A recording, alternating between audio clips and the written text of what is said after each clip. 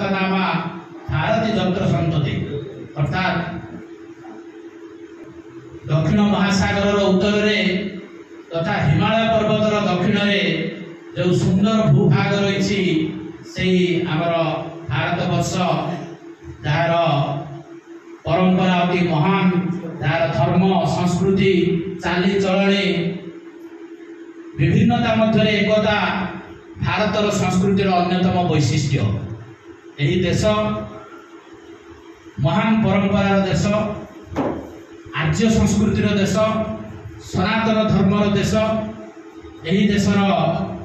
परंपरा यही देशर चालीचलनी यही देशर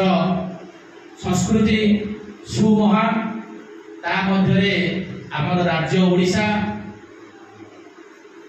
एक उत्कृष्ट कलार राज्य ओडिशा निश्चित रूपे